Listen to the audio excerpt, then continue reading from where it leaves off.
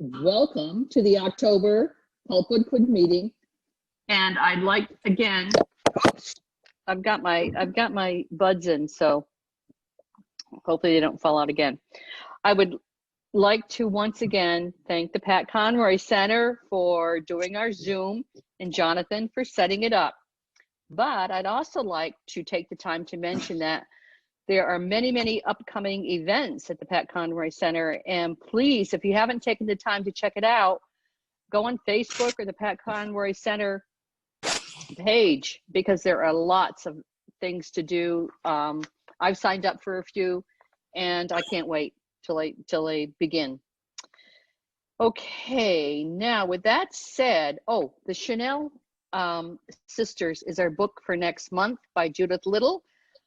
However, I just, before I joined Zoom tonight, received a text from Judith. Her book isn't out until December 29th. Oh. And that's our book for next month. So with that said, I'll get back to you all in a week and we will have a book. Okay. Right. And now I'd like to welcome Grady Hendrix, who is a novelist, screenwriter, based in New York City. He's the author of Horror Story, My Best Friend's Exorcism, Paperbacks from Hell, and We Sold Our Souls, and of course, the Southern Book Club's Guide to Slaying Vampires, all of which received critical praise from outlets, including NPR, The Washington Post, The Wall Street Journal, Los Angeles Times, the AV Club, Paste, BuzzFeed, and more. And he has contributed to Playboy, The Village Voice, and Variety. Grady was recently here in Beaufort for the Pat Conroy Literary Festival, and he was a hit. Welcome, Grady. We are so happy you are here tonight. No, thank you for having me. And I feel so bad that leaves out my proudest writing credit, which was for the first published thing I ever had, which was the Charleston City paper, you know, that free paper they used to have. I guess, is it still around? Yes. It is, yeah. In the early days of the Charleston City paper, I convinced the Vice Squad in North Charleston, I think I was 16, to let me do a ride along, and wrote a piece about prostitution in North Charleston. And it was in the old village. Exactly. Although wasn't there a few years ago, they busted a ring of people who were having sex for money, who were like soccer moms, who were sleeping with high school students somewhere in the East Cooper area? I thought that was like 2012 or something. Never underestimate East Cooper. But yeah, so first credit, Charleston City paper. Ah. Oops, yeah. What happened? Oh, okay.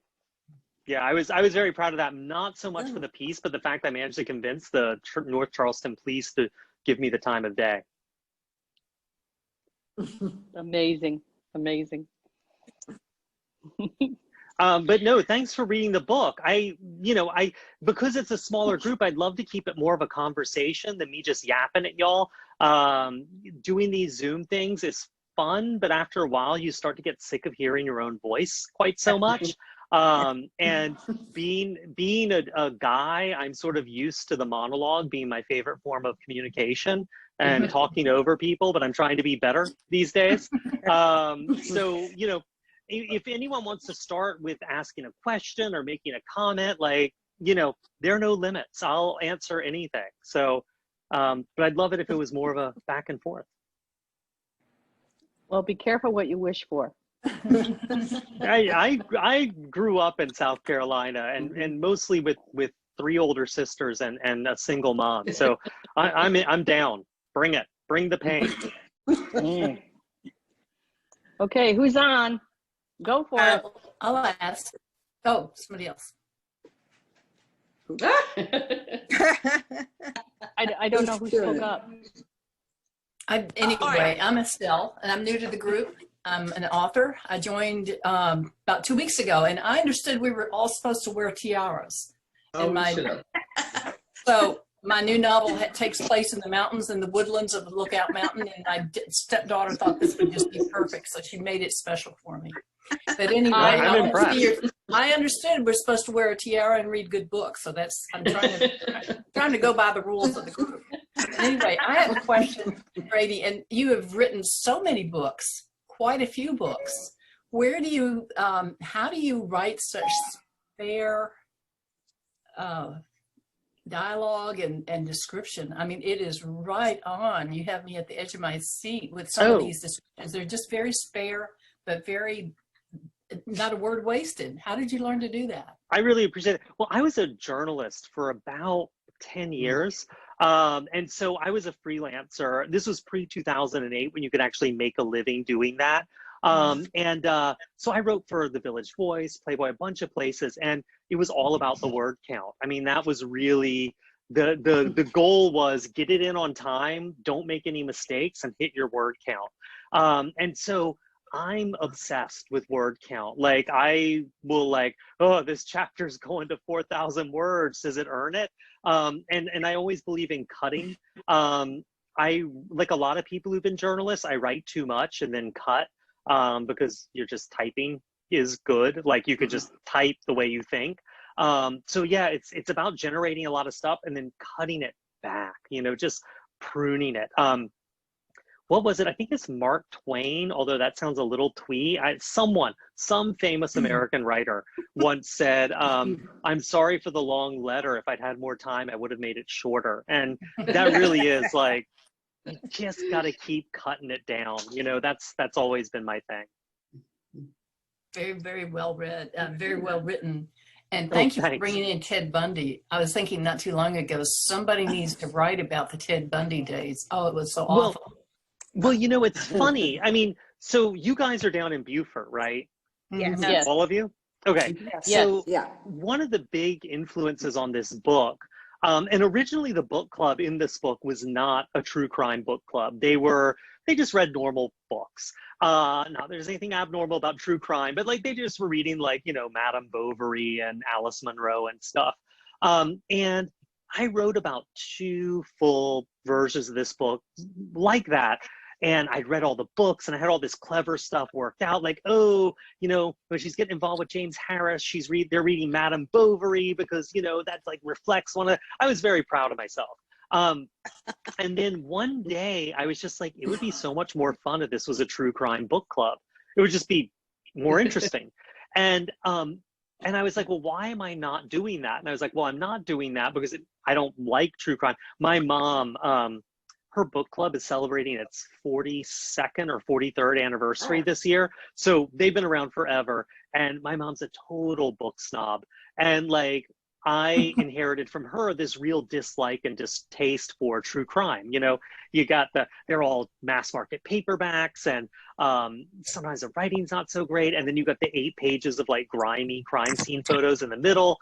They always just seem so disreputable. But I was thinking, why am I not making this a true crime book club? And I realized it was because I was lazy.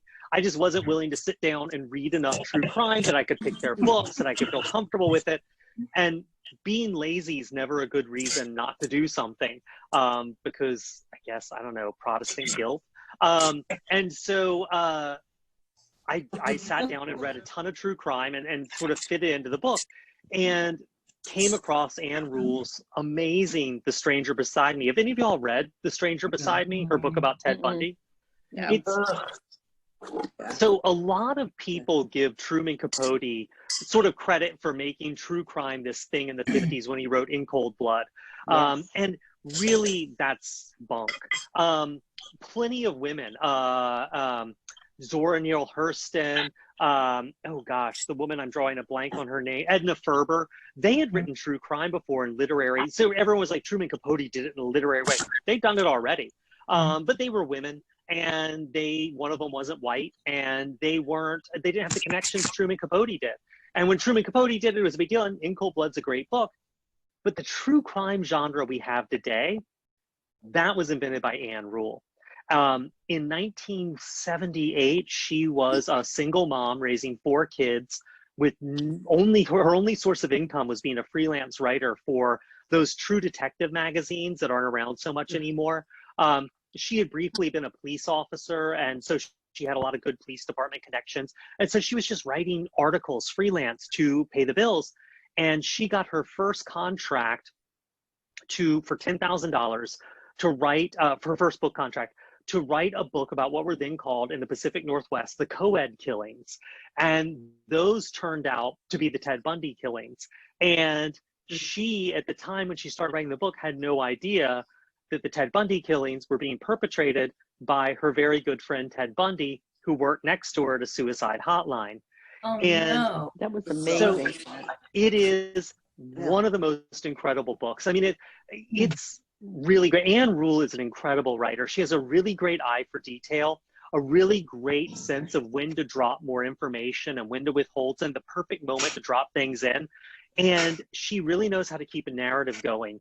And she doesn't let herself off the hook in this book. I mean, she is very brutal on herself for not realizing that Ted Bundy was Ted Bundy for not doing more to blow the whistle. And the book is full of really some of the most amazing set pieces. I mean, at one point, he's arrested in Colorado for some murders and is doing a whole, I didn't do it, I didn't. I mean, he was a law student. He was a very charismatic guy. He gets out, he returns to Washington State, I believe, where she is. And she's writing her book, and he invites her out to a bar to have a drink to convince her that he's not this killer. And they're at this bar in the middle of nowhere. They go there in the afternoon. It's misty, it's raining. And he's talking to her and and she's like, well, Ted, what about this? What about this? And they're arguing about this. And it's getting darker and darker. And she's getting drunker and drunker. Oh, and God. People are leaving the bar because lunch hours pass and the evening, customers are there. It's one of the most tense things I've ever read. So if you haven't read A Stranger Beside Me, read it, because Anne Rule doesn't get enough credit. And even me, I was like, oh, she's just some, true crime writer. And it was really amazing. So anyways, I'm not sure how we got onto this tangent, but someone mentioned Ted Bundy and I had to dish out I'm glad you brought him into a novel. I thought, there's a horror show. It could be. Wow. Well, it's also funny. The big influence on a big chunk of this book was, I'm from Charleston. I'm from Mount Pleasant. If someone's from Charleston, they'll hate me saying I'm from Charleston when I'm from Mount Pleasant. But when I was probably 89, 90, so I was probably a sophomore or a junior in high school, there was a serial rapist who for about 18 months was attacking people in Charleston. And okay, yeah, someone remember, yes, Mary remembers this, yeah. I've Mount Pleasant been. Yeah. Yeah, okay. And this was very scary. It really was. And listen, I wasn't his target demographic, but I remember how scared everyone was. I mean, people were walking people to their cars, and he was coming in people's upstairs windows. Like, people would be at a dinner party and they'd go upstairs to the bathroom and he'd come in the bathroom window and attack them. He attacked a 13-year-old girl, I think, and then came back 6 weeks later in the same house and attacked her mother and asked how her daughter was doing. I mean, this guy was really evil.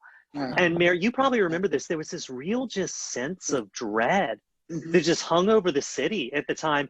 And that's one of the things I wanted. Yeah. And it's one of the things I want to get out with this book is just this sense of just palpable danger that was just everywhere. This guy could come in your house. You weren't safe wherever you were. It was terrifying. I can't imagine being a woman and being there during that time. It was bizarre. I lived in Mount Pleasant in 92. Oh, sure. I think it was 92. And you might be right. 91 or 92. So I was probably home from college. Yeah. Yeah. And I lived in a townhouse complex. He raped the last victim in the townhouse complex right next to mine. Oh. And it was getting closer and closer. It was scary. Yeah. And it had such a weird, it had such a weird gothic end to it, because I think he got in a car chase with the police when they tried to pull him over. Yes, exactly. In New York, the news put him up there. Your husband figured out he's a married guy and you know, he's a white man, you know, and that if you're married to a man that disappears at 5 o'clock in the morning or between this time and this time, and you suspect anything, please come forward. And she did. And they laid out and died, you know, so yeah, it was. Well, yeah, and then they bizarre. tried to pull his car over, and he went on a car chase with the police, wrecked his car, got a closed skull injury, and was in a coma briefly. And then his whole defense was he's been brain damaged and can't stand trial. I mean, it was just bizarre. Oh, I thought he died. Okay. He did die a few years later. I think he killed himself or something, but like, it was just this gothic craziness. Do you remember Son of Sam we had in New York? Yeah, we had that one too. I was there. Mary, it's you.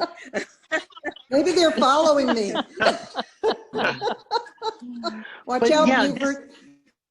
Oh, go ahead.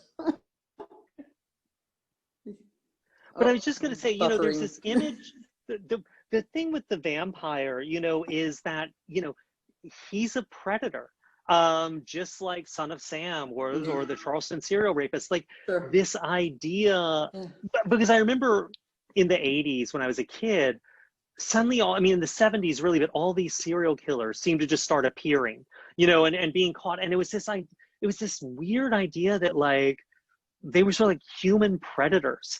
And when I was originally trying to sell this book to my publisher, I was under contract, and they didn't want Southern Book Club. They actually rejected it once before, and I sort of had to really use all the leverage I had to get them to accept it. And they had two big objections to it. And one was that they didn't think anyone would be interested in vampires, because vampires have sort of played out. Twilight, you got the sparkle vampires. And I wanted to sort of figure out what made vampires scary in the first place. And what it is they look just like us, and they're predators. You can't tell if it's your next door neighbor, or they're basically serial killers. And that's terrifying, you know? Also, I just want to ask, is my connection okay? Am I breaking up or am I? No. You're breaking up a little bit. Oh, really? Yeah. It's okay with Could be on me. my I end. don't know about other people. It's okay here. But the other reason my publisher really objected to this book originally was they said, well, we talked to sales and marketing, and they just, who's going to want to read a book about a bunch of middle-aged women? Or no, sorry, about a bunch of middle-aged housewives. And That's true. You should have made them 60. Exactly. Well, yeah, they were already very worried about their ages in late 30s, early 40s. I was like, these are just adults. Like, I'm talking to my editor who's my age. I'm like, we're older than these characters. Like, what? But there was this real pushback on writing a book about what they called housewives. And I thought that was crazy. I mean, but then you get it. I mean, that's such a malign word. Like, it's almost an insult. And it's been weird doing the press for this book and sort of going out and talking to book clubs and talking to groups and things. I have to be very careful to say, you know, these women don't have 9-to-5 jobs, because like they do have jobs. Their jobs are 24/7. They're moms. Like and what's interesting is to look at the world, for me at least, because I don't have kids. And the hardest thing for me with this was to look at the world through the point of view of someone raising kids, and to realize how it's a job, but the priorities are different. Like, if you have a 9-to-5 job, what's important is your job title. What's important is your salary.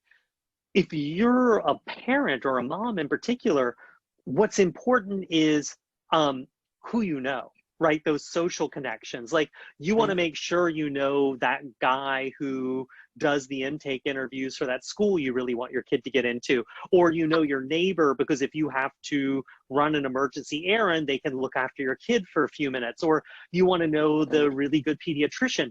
And then the other thing that's really important is, I mean, more important than money or salary or job title, is knowledge. Like, my kid swallowed a battery.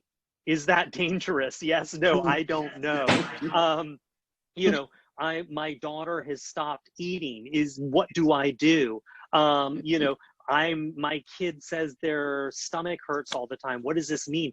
Like, that's what becomes important. And so it's really interesting to me as like a childless, like middle-aged dude to sort of try to think my way into what that's like. And it was a whole different world, and one that doesn't get nearly enough credit. And one of the reasons I wanted to write this book is because, you know, growing up with my mom's book club, I didn't have a high opinion of them. I just thought they were a bunch of silly women who read dumb books that I wasn't interested in. And when they came over, they got like cakes and desserts in the fridge I wasn't allowed to touch, and they were loud and all that. And I got older and got to know them as human beings, and like not just like, you know, Ms. Huggins who drives carpool, or Ms. Flowers who's my math tutor, but like actual people, and realized that they were humans who had complicated, complex lives. And as a kid, I didn't know that stuff, because one of the jobs of a parent is you protect your kid, not just from physical danger, but from stuff they just emotionally can't deal with. And so a lot of the things these women had dealt with, I never had a clue, because they never let anyone know, because that was no one else's business, especially a bunch of kids. So when I wrote the book, I sort of wanted to do for readers what I had gone through, which was going from sort of judging these women and really looking down on them to realizing that they're in a certain light, they're kind of like superheroes. And so it was bizarre to me, but made also a lot of like tragic sense. That was the pushback I got from my publisher, which is like, who's going to care? And so, and really I had to, it was I wrote another book instead of that one. And then on my last book on my contract, I was like, I'm writing this book or no book. Like, we can go around and around. They're like, fine. We don't really, and actually my editor was quitting and moving to another publishing house. He's like, fine, it's greenlit. I'll let the other editors coming in after me clean up your mess. So, but it was amazing to me. Vampires, I got the pushback. Women, that was interesting. You did good. Yeah, no, you did really good. I think you did too. Your portrayal of men was right on. Thank you. Yeah. Grady, Well, yeah. I had a comment based on what you said about trying to look at it from the perspective of a housewife. I think it's interesting that you were able in writing that and having the different, that it's not a category, you know, and when you talk about 24/7, I think any of us that have worked outside of the home and have children would say that we probably are 24/7 also. Right. But the fact that you can't, when you say never looked at it as a different group than a group of women that got together and read these crazy books, I think that it would be easier to say I'm going to look at it from the perspective of an accountant or the perspective of a nurse. I happen to be a nurse, but you know, thinking that that's a category that you can at least come up with some criteria that might be similar between those groups. But in reality, all of the women are really very different. Right. So your job of trying to get that across, I think, was really pretty well done. Oh, thanks. Well, and it's also one of the weird things I noticed about my mom's book club, and not that this is based on her book club. It was just an interesting sort of way, like none of these characters are a lot cooler than my mom's book club. But it was really interesting for me too. She's not here. I can say whatever I want. But it was interesting for me in her book club that a lot of the women in her book club, they wouldn't know each other otherwise. They have different jobs, they have different lives, they live in different parts of town. Some are older, some are younger. And what they have in common is the book club, you know, and it's always was fascinating to me because my mom and her friends were sort of the four really older members of the book club. And then there was like a 15-year gap until sort of the other members of the book club. And so it was really interesting to me to see how much they got from each other's lives, and how much they had like shared experiences and how close their friendships became despite this sort of generation gap. And so I like the book club as a thing of, because that's one of the big things that confronts you when you become an adult in your 20s and your early 30s is, how do you make friends as an adult? Like, where do you find people? I mean, it's, yes, your kids know these people, so you know the parent, but like actual friends, like, what do you do? And one of the ways people do it are things like book clubs, you know, where you run into a group of people you wouldn't run into in your everyday life, but you all have this shared common interest. Mm-hmm. And one of the weirdest things to me is in publishing, there's this real, I hate to use a word this strong, but a real contempt for book clubs. Like, on the one hand, people love them, like, because book clubs buy books and they talk about books and books are part of their life. But there's also this phrase that I hear all the time, which is book club ladies, which is generally this sort of like put down that, oh, those are people who read nothing but Dorothea Benton Frank, or, you know, they just read like, you know, really light novels, and they're, and I've always thought that's so weird. Like, we're in books, this is what we do, and you're looking down on people for belonging to a book, for wanting to make books a central part of their social life or part of their life. Like, that so doesn't jibe to me. But it's just, Right. I feel like there's a real offhanded disdain for it, and it's bizarre to me. I keep trying to figure it out, and and it's weird because people in sales and marketing don't talk like that. People in editorial talk like that. People in sales and marketing know that book clubs are like the spine of this business. Mm. That's Makes amazing sense. in itself. Yeah. Well, This is, you know, there's something about women that just brings out the worst in some people, the worst in their most, you know, it's stuff that you think would have been done or I would have thought would have been done decades ago and over with. But, you know, I see it, my wife is a chef, and I see it to this day in her career, you know. Women are just, they just have to try twice as hard to get half the respect. interesting. And not to be killed by vampires. Yeah. I'd like to ask about Patricia. Was there a Yeah. particular reason why you chose her over the other women, or you chose to evolve her character with James Harris? Oh, yeah. So Patricia was a character. I wanted there to be someone, you know, it's funny, Grace in the book, Grace has a terrible life. I mean, she's got an abusive husband and all this, but like, Grace is happy with her bit. You know, Kitty does Kitty. Valerie, she's got her kids, her career, she's got all this stuff. You know, and so, but and Slick is, you know, Slick's faith is the center pole of her life. And I wanted the main character to be someone who wanted more. You know, to be someone who felt like they missed the parade. You know, they got to the party after all the interesting people left. That, you know, it's my mom has a friend who once said to me, she said in this very wistful way, like, I missed out on all the hippies. I was in college then, and I just missed it. I was working too hard, and she just felt like the party went on without her. And I wanted Grace to be this character that just felt unsatisfied with what she had and wanted more, so that when something more showed up, whether it was dangerous or not, it would have an appeal for her. You know. So yeah, so that's sort of where Grace came from with that, and also I feel like Charleston, you know, is a town of doctors and lawyers, and I really wanted to write about a doctor's wife, because I feel like, maybe not so much now, but doctor is one of those exalted job titles that really gives whoever has it sort of that glow and a lot of leeway to be kind of an awful person in some parts of their life. Oh, they're a doctor, they're saving lives, cut them some slack. And so I really wanted to write a doctor's wife. And I really wanted them to be someone who was just unsatisfied, who wanted more. Good for you.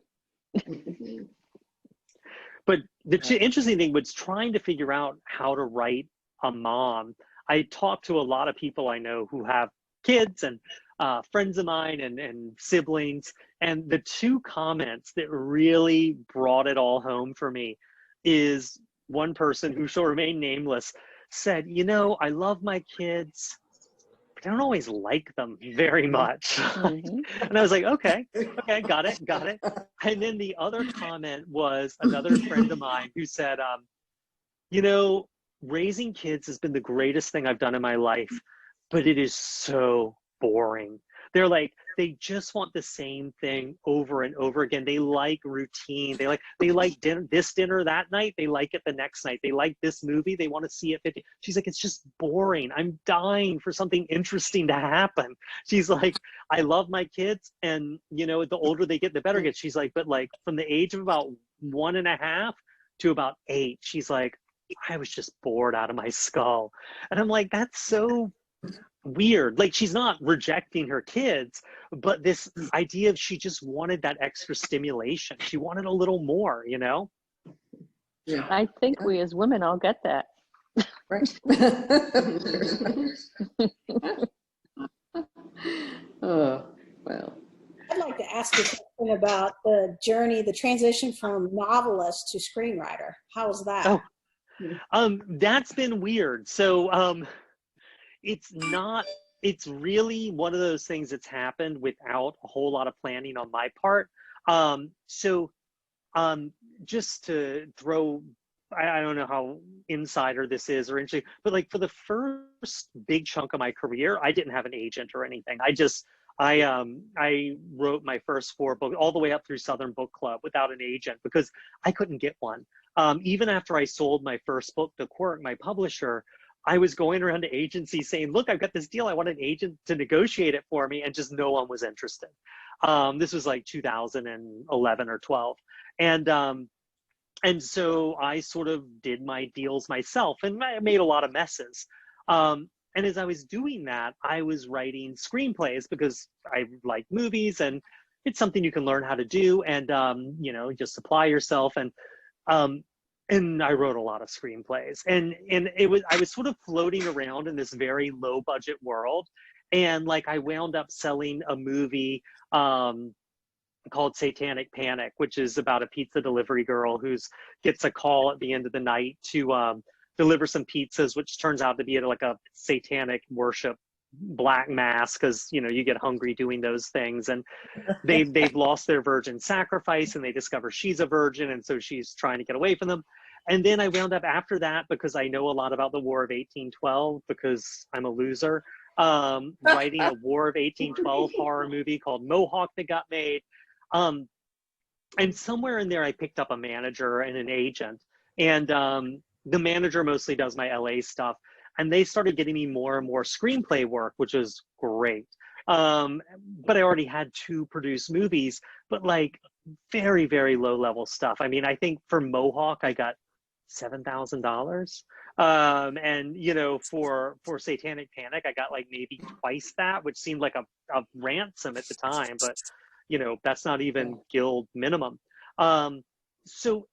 But one of the interesting things about doing it is writing a book is so interior. Like, books are so interior. They're all about what someone's thinking. I don't know if people have read Rebecca, the Daphne du Maurier book, Yeah. you know, the Hitchcock's movies. Yeah. So Rebecca's amazing. It's a great book. But like 60% of that book is the unnamed narrator thinking about things. And, whoa, what if I went and said this? Oh my gosh, everyone would think I'm so tacky. And then this way, like, she's imagining all these things. She's speculating. She's just saying, you can't show that in a movie. I mean, Hitchcock figured out a way to do it, but like, it's so interior. And that's where books are great, because if it's in a movie, you have to show something happening. Showing someone thinking in a movie is just like, is that what does thinking look like? Like, I don't know. And so the great thing about movies is sort of that economy and learning that things have to happen. People want to be watching something interesting. They want to be looking at something interesting. So if you read this book I wrote called Horror Store, that was my first book, about a haunted IKEA. Even in this book that all takes place in a haunted IKEA, I managed to get my main character alone in their car thinking about things like 3 times. if you read Southern Book Club, you'll notice that if someone's in a car, they've got someone else in the car with them. They're talking to them and they're going somewhere they don't want to be, or they really like something emotional is going on. They're like no one wants to see someone sitting in their car on their own. That's a dumb mistake I made. And that's something I really learned from screenwriting is things always have to be moving. It's always going to be going somewhere. People are reading for that experience, for something to be happening. And so, yeah, so getting into movies, I kind of went in there sideways, but then it's been super educational and made me realize a lot of stuff I was doing was pretty lame. I'd like to make a comment. Yeah. Can I be heard? I don't know if anybody hears me. Yeah, I can hear you fine. Yes. Okay. When we first heard about the book, I was like, I went back to my days years ago when I used to read vampire books, and so the ending was quite surprising. There wasn't the stake in the heart. There wasn't the knife, the bite on the neck. And you wrote about the women doing great research on this to find out what was common. Did you do research on this, or is this something you just thought of? Yeah, no. So yeah, I do way too much research. Like the only reason I ever write anything is because I want to like get really in there. The only reason anyone ever writes a book, to be honest, is they've got a question that needs to be answered, right? I wanted to sort of take these women I kind of knew from growing up and pit them against a human predator and see what happened, how they would sort of acquit themselves. And I also really was fascinated if there was a way to make vampires scary to me. And so when I wrote the book, I only read a couple of books, but I read a ton. One of them was this huge compendium of sort of vampire folklore. It was published in like 1928 or something. All the sort of Eastern European countries, country by country. And everyone had a different way to deal with vampires because they all believed in them. But the common thing in all of them was you had to destroy the body. You had to take it down. The only reason people ever staked vampires in the heart, well, there's two reasons.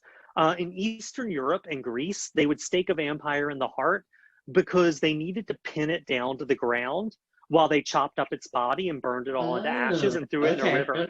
So the stake was just like you stay there. I didn't know that. In England, it was a little different because actually staking people through the heart was a more common punishment. So if you were a blasphemer or a traitor, so if you killed yourself, or if you committed some great act of heresy or blasphemy, or if you committed treason, oftentimes they would want to destroy your body, just eradicate you so you didn't have a burial intact, which was important, where your family could come visit and all that stuff. So they would often, a suicide would often be staked through the heart and buried at a crossroads and have his limbs separated from his life in an attempt to sort of destroy that body. And it's a crossroads, right? It's not a graveyard, it's not a place, it's a place on the way to other places. So this staking was really interesting, but what always was there is this destroy the body thing. Okay. And then the blood, that was, so I was trying to think, is my vampire going to be supernatural or not? And I decided not supernatural, or as least supernatural as I can make it, which means that, he can't turn into a bat, because what happens to all that mass if you turn into a bat? Is there just a big puddle? I don't know. You can't fly,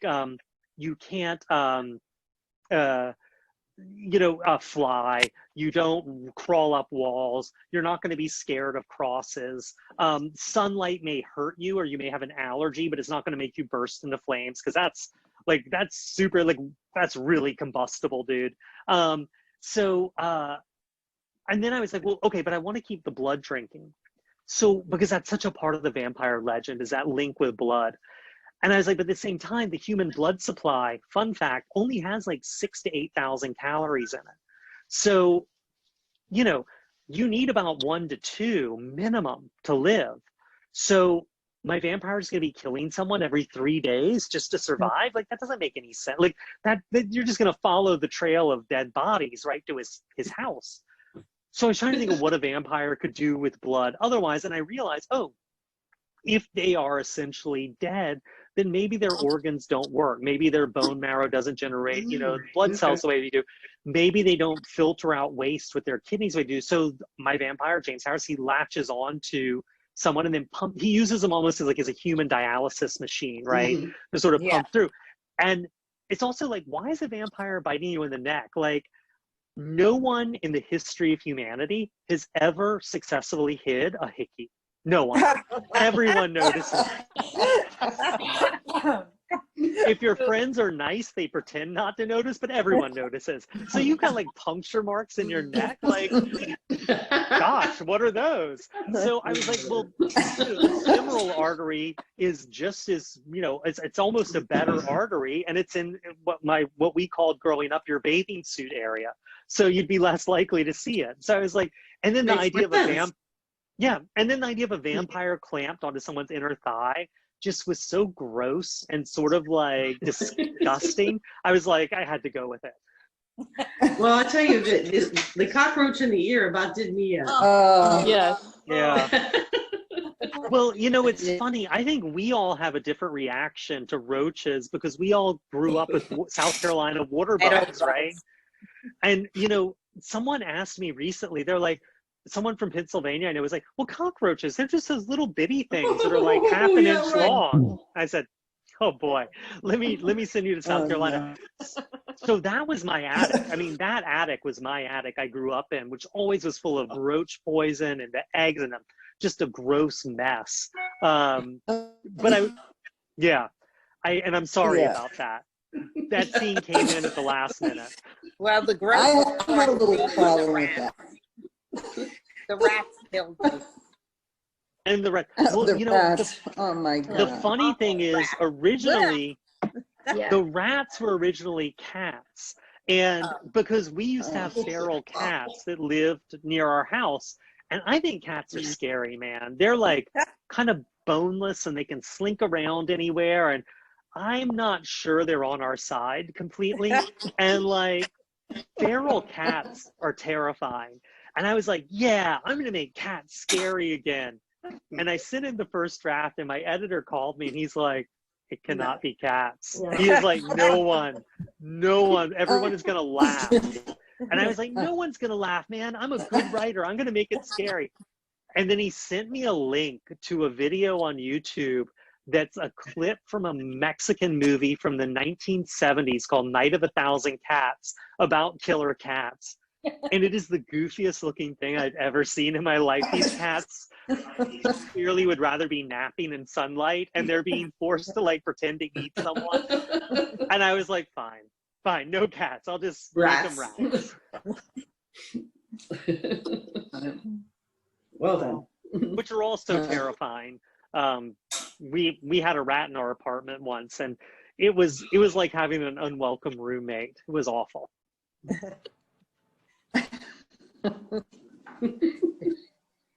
I think the part at the end that she divorced the doctor, and her kids wanted to live with her. That was, I didn't expect it, and that made me so happy. After the rest, you want to be over. No, well, you know, that is a part, you know, Patricia is not my mom. Patricia is a conglomeration of a lot of things and different, but her divorce is very much my mom's divorce. My mom got divorced when she was about 51, I think. She'd been married for 32 years or something. And she had no credit score because she'd never had a bank account in her name. She'd never had a credit card. And she got divorced, I guess in South Carolina, you have to do a year separation. So they separated in 83 or 4, divorced in 85, 86. But my mom was convinced that no one would want to talk to her. She was so ashamed of this, that this had happened to her, that she thought she would just disappear. And I was a total jerk at the time. I was a teenager. And I was like, yeah, I don't want to live with you. I want to live with Dad. Dad's awesome. And then like I lived in my dad's weird, sad, single man condo for like a month. And it was awful. And I was like, I'm just going to move back in home. And like, and she, to her credit, never made a stink about it, never called me out on it. She just let me slink back with my tail between my legs and pretended nothing had happened.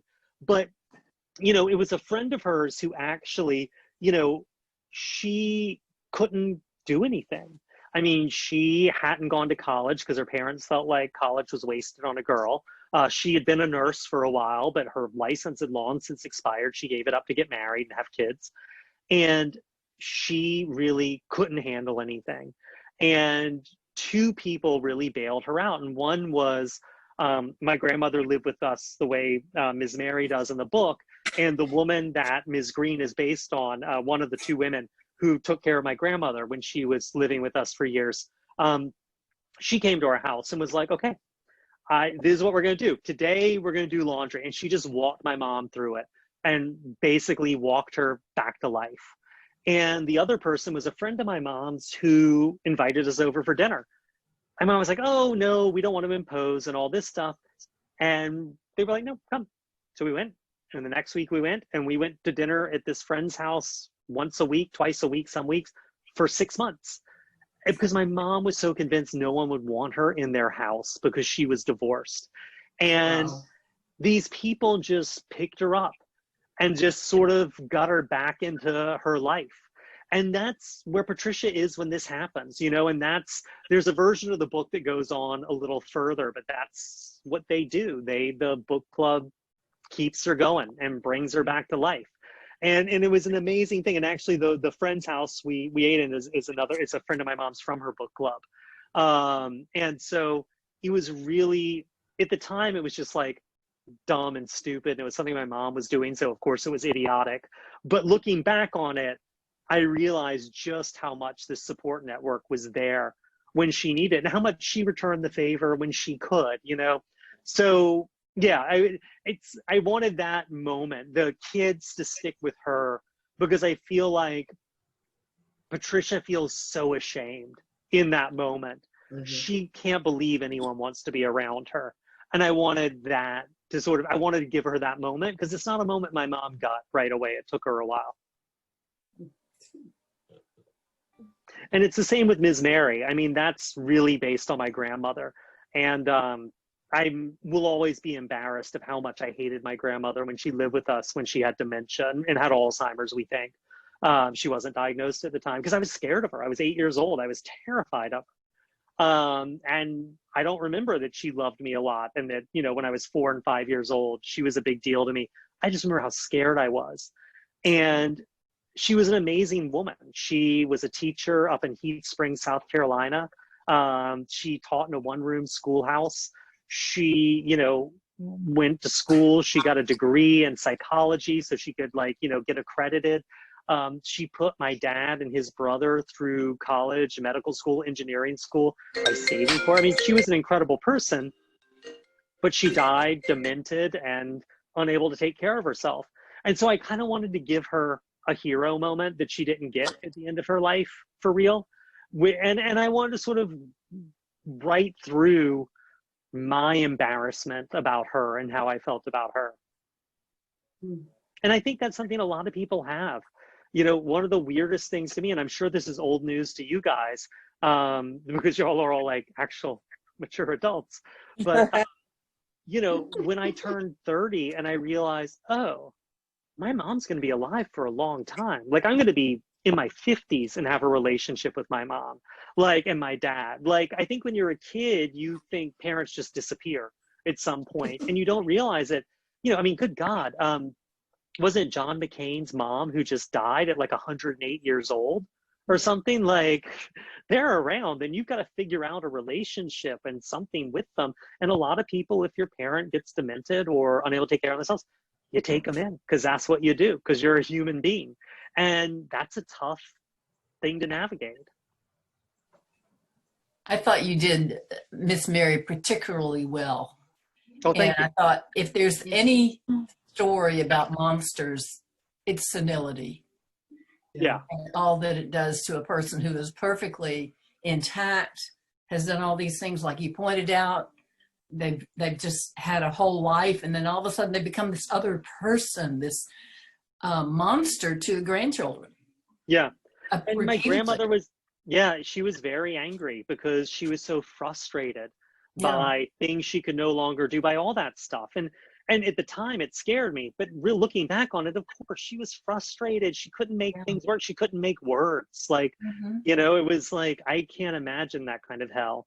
But that's what we're all heading towards, right? I mean, Right. that is your end of life, and you're just trying to have a soft landing there. It was very well done. No, thanks. I really appreciate it. Will this book be a movie? Yes. Well, TV show. So it got picked up by Amazon to become a TV series. Oh, good. And so they're working on the pilot script now. And the amazing thing for me, and this isn't like a humble brag, this was actually a really eye-opening thing, is I had such pushback from my publishers when I was originally trying to publish this book.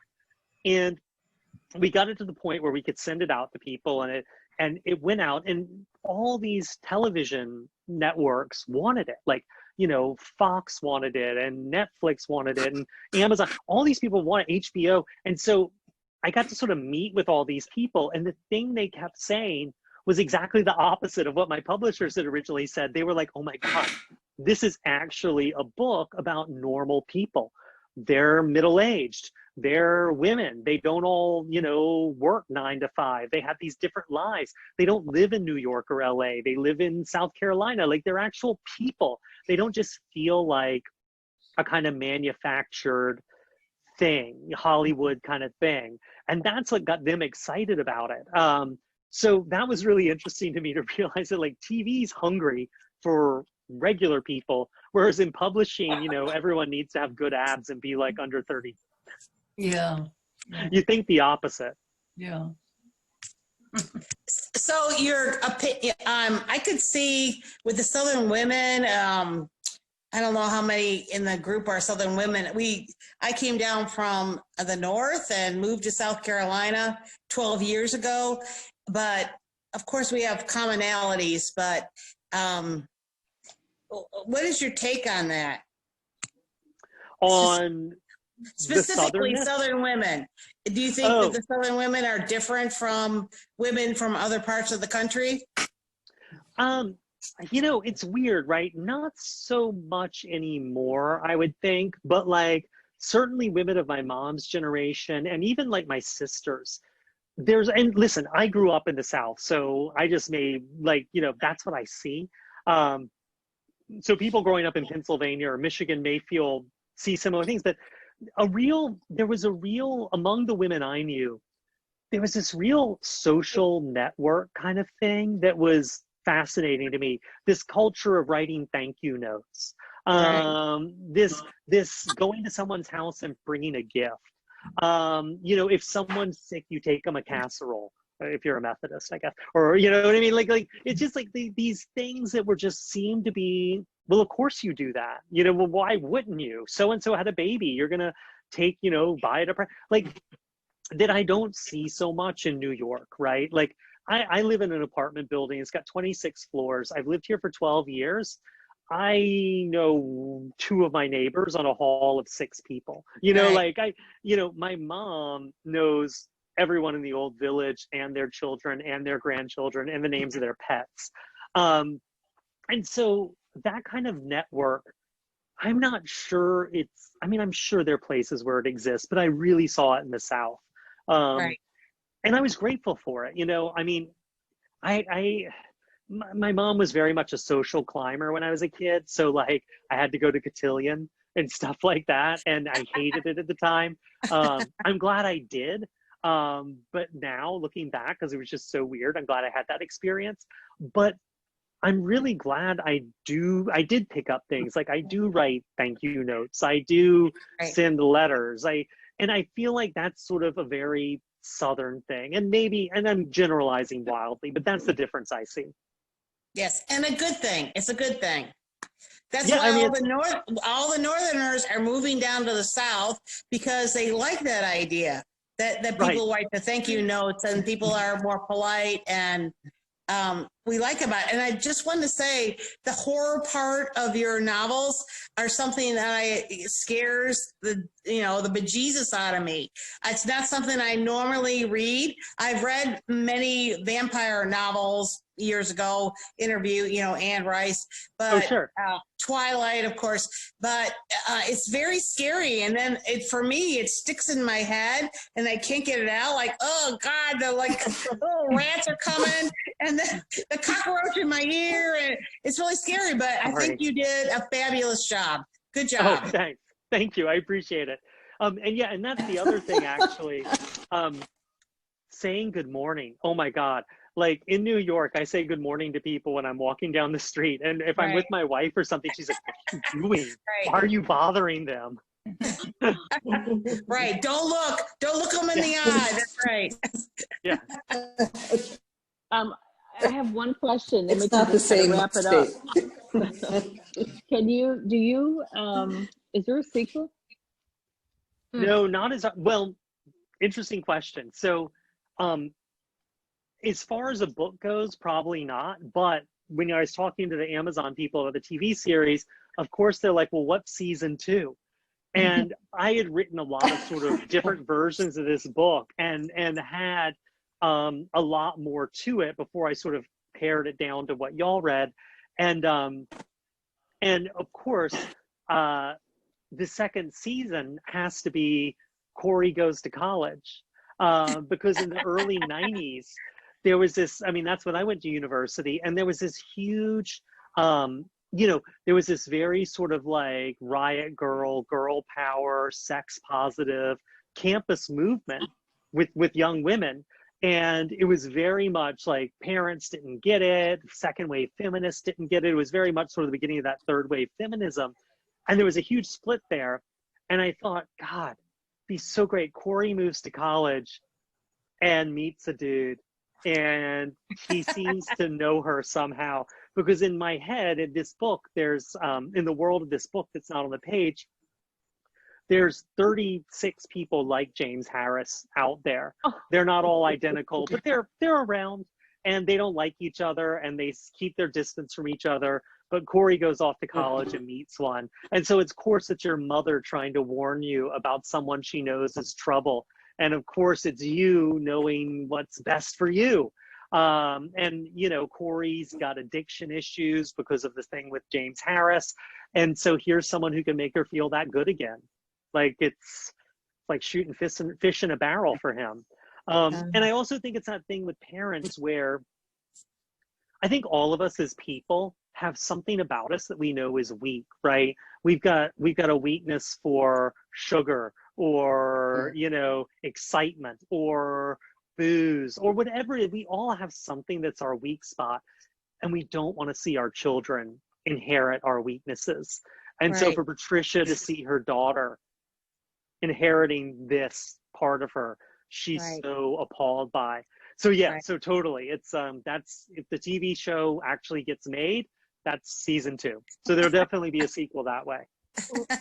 Grady, I want to thank you so much, and on behalf Thank you very much. The Beaufort Pulpwood Queens, loved it. Absolutely loved it. It was great, great discussion, great conversation. A lot of fun. No, thank you all for having me and putting up with me, even though I don't have a crown or even a tiara. I really appreciate you guys overlooking my deficiencies. You're okay. Thank you so much. And also, thank you, Jonathan, for making a lot of this happen. I really appreciate it. Yeah. You're welcome, Mary. Thank you.